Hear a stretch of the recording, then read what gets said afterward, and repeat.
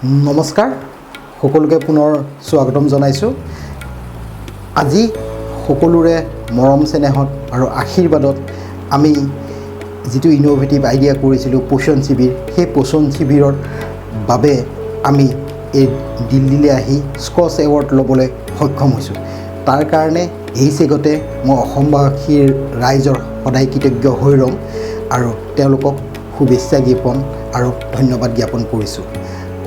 আমি এই ভিডিঅ'টোৰ জৰিয়তে স্কচ এৱাৰ্ডটো কেনেধৰণে ল'বলৈ গৈছিলোঁ আৰু দিল্লীৰ কোন ঠাইত আহিছিলোঁ আমি স্কচ এৱাৰ্ডটো ল'বলৈ, এই ভিডিঅ'টোৰ মাধ্যমেদি আপোনালোকক দেখাব বিচাৰিছোঁ। আহকচোন এই ভিডিঅ'টো আপোনালোকে অকণমান চাওক। নতুন দিল্লীত লোধি ৰোডত অৱস্থিত কনভেনশ্যন চেণ্টাৰৰ চিলভাৰ ৰক হলত এই স্কচ এৱাৰ্ডটো অনুষ্ঠিত হৈছিল। আমি ৰাতিপুৱা 9 বজাত এই কনভেনশ্যন চেণ্টাৰটোত গৈ পাইছিলোঁগৈ আৰু কনভেনশ্যন চেণ্টাৰটো খুব সুন্দৰ, পৰিৱেশটো খুব সুন্দৰ আছিল। তাৰ বাহিৰ ভাগত খুব সুন্দৰ ফুলনি বাগিচা আৰু গোটেই ঘৰটোৱে, গোটেই বিল্ডিংটোৱে খুব সুন্দৰ আছিল আৰু আপোনালোকে ইয়াৰ যদি পৰিৱেশটো চাই খুব সুন্দৰ দেখিব। আৰু এই ৰঙা কাৰ্পেটেৰে স্কচ এৱাৰ্ডীসকলক তেওঁলোকক আগবঢ়াই লৈ গৈছিল।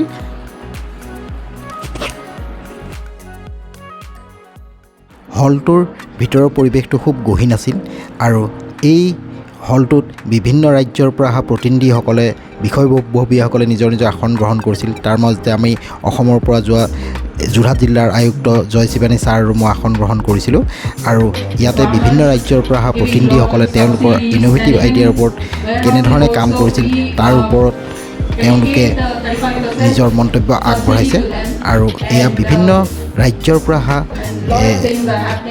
তেওঁলোকৰ প্ৰতিনিধিসকল, বিষয়ববীয়াসকল আৰু এনেধৰণে এৱাৰ্ড ফাংচন চেৰিমনি ষ্টাৰ্ট হৈছিল।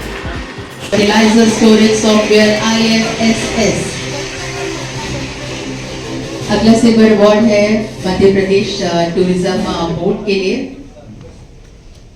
उनके प्रोजेक्ट क्लीन डेस्टिनेशन आमंत्रित करते हैं Mrs Vidisha Mukherjee, additional managing director. Request Mrs Vidisha Mukherjee, additional managing director, to be on stage and receive this award for Madhya Pradesh tourism board, ladies and gentleman, for the project clean destination. Let's put our hands together. বহু প্ৰতীক্ষাৰ অন্তত অৱশেষত আমি অসমে এনেধৰণে award ল'বলৈ ষ্টেজত আমন্ত্ৰণ পালোঁ। এয়া আমাৰ যোৰহাট জিলাৰ আয়ুক্ত ছাৰ আৰু মই এনেধৰণে এৱাৰ্ড ল'বলৈ ষ্টেজত গৈছিলোঁ। এই এৱাৰ্ড ফাংচনটোৰ সাক্ষী কৰি কিছুমান ফটোগ্ৰাফ আৰু যাতে সকলোৱে চাব পাৰোঁ বা আমাৰ যাতে স্মৃতি হৈ ৰয়, সেইকাৰণে এই ভিডিঅ'টোৰ লগত লগাই থলোঁ। আশা কৰোঁ এই ভিডিঅ'টোৰ জৰিয়তে এই এৱাৰ্ড ফাংচনৰ সাক্ষী আপোনালোকেও হৈ ৰ'ব।